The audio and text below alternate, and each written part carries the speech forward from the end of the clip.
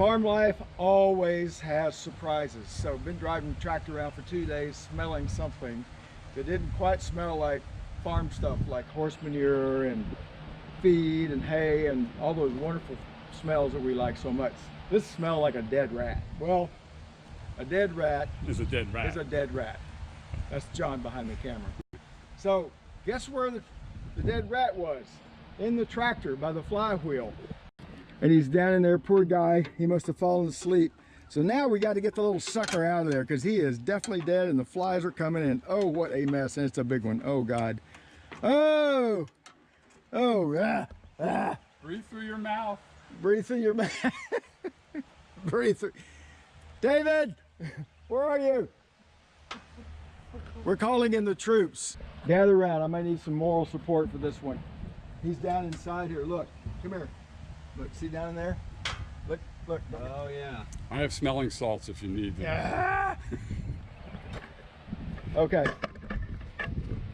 Yeah, the dead rat tractor extraction. This is serious stuff now. There he is.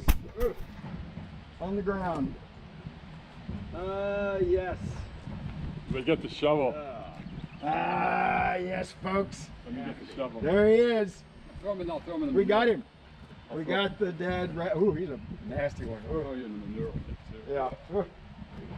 Okay. Oh, we should have a proper burial. Oh, John is going to take him and do a proper burial of the rat. Bless his heart.